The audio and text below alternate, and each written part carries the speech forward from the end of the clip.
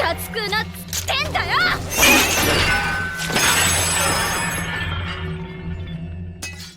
Wonder Egg Priority Ending Review. A remarkable anime meets an unremarkable end.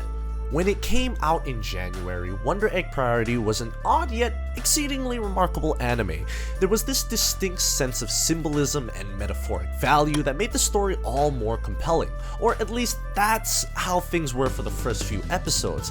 As the weeks started to pass by and we reached that midway point, the main story transitioned. The change of direction was still rather subtle, but it gradually became clearer that the story is turning into something more literal and less metaphorical. This turning point was probably when the girls claimed that their number one priority is Wonder Egg Priority. 声に出して共有しろ。私たちの最大の目的はワンダーエッグプライオリティ。 However, the anime still didn't have any drastic changes in its overall approach and narrative structure. I did a full video about it that breaks down the first 10 episodes, so you can check that out if you want. The link will be down in the description box. During the making of that video, only 10 episodes were out. There were some implications or whether all of this is real or not, what is and what's not happening, and there were questions that made you wonder, could it be that everything about the Wonder Egg Priority dreams is just an experiment? Then there was the 11th episode. We were given a backstory on both Aka and Yura-Aka and what these Wonder Egg experiences stand for in the first place. This was totally unexpected. Nobody could have guessed that there was an artificial AI involved, and not only in the making of this Wonder Egg system, but also in all of the deaths that have resulted from that are girls acting on temptation of death. リカちゃんだ。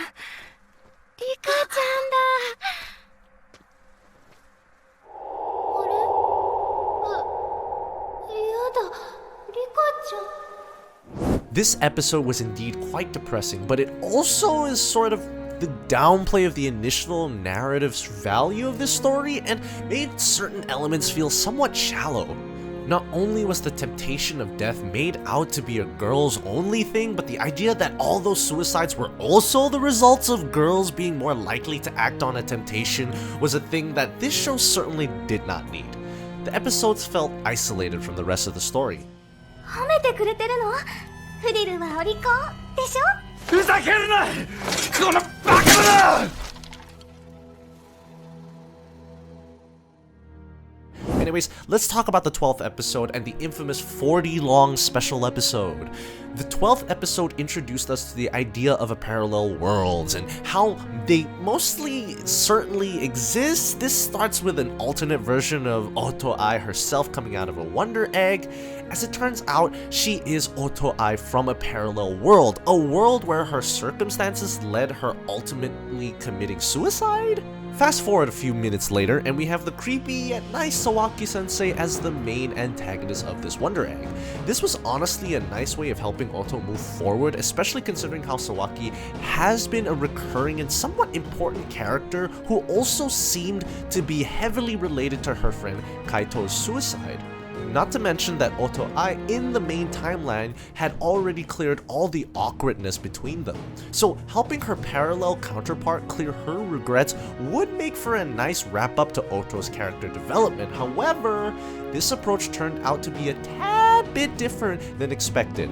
First, it touched upon the idea that these antagonists of every Wonder Egg conflicts are actually monsters that were created by the suspicions and doubts of the victims. 同じ口で僕と付き合おうと言ったんだ。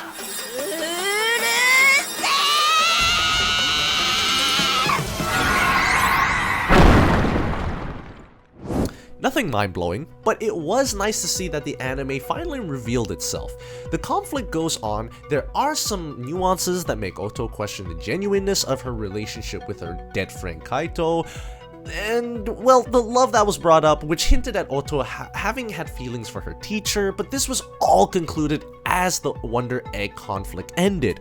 Oto's respect for her mother was stronger than the false sense of affection that she had for her teacher, or at least that was what I interpreted from this scene. Let me know if you have a different interpretation of this particular part. I'll be looking forward to that. Anyways, this conflict resolves. We get a scene of both Aka and Yuraaka talking about how they really don't care about what happens to that AI girl that became the foundation of this Wonder Egg phenomenon, and then a suspicious looking girl shows up in front of the two Oto eyes. As we already seen once in the 10th episode, the purpose of these funny and mysterious looking girls is never explored. They are just there for something, be it some good chunk of meat or some shiny looking thing. In this case, she literally plucks out an eye of the parallel world's Oto eye.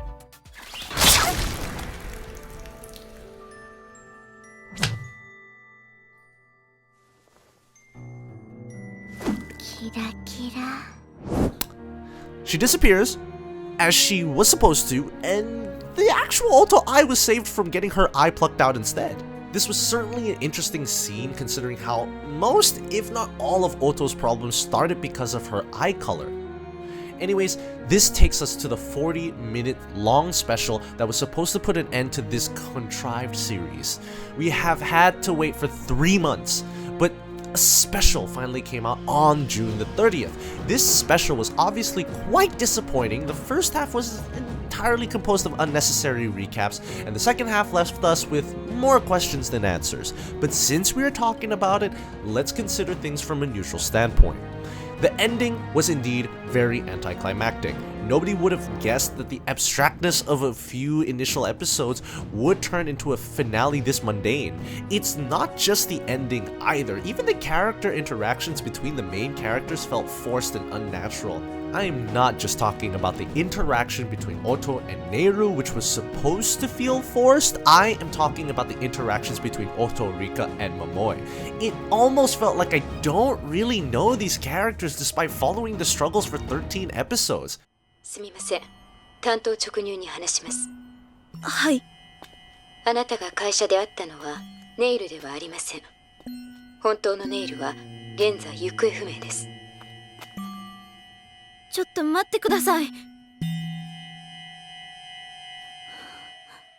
Anyways, it went like this. Since the girls had successfully done whatever they had to do to bring the intended person back to life, the person they were trying to revive is now back to life. But this ends up causing a different kind of dilemma, which takes us back to the concept of parallel worlds.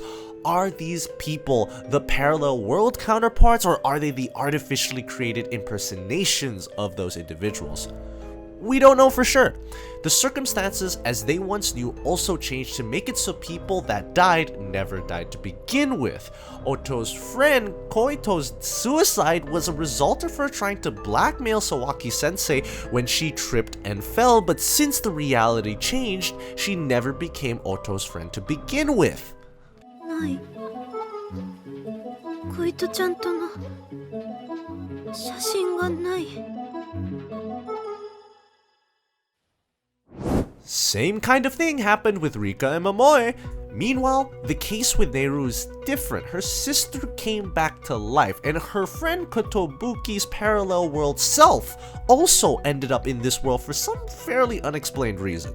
Then, it is implied that Neiru was never a human to begin with. She was just an AI created by Kotobuki. Seeing this, Rika leaves after saying that she has no intentions of saving a machine, but while Oto tries to run away from this at first, she ends up giving in and goes to buy another egg so that she can save Neiru. オートアイ復活Now, this was all we got in the special episode. I would say it's mediocre for a finale to an anime that started really well. However, since it ended up becoming way too contrived, the initial narration was also downplayed.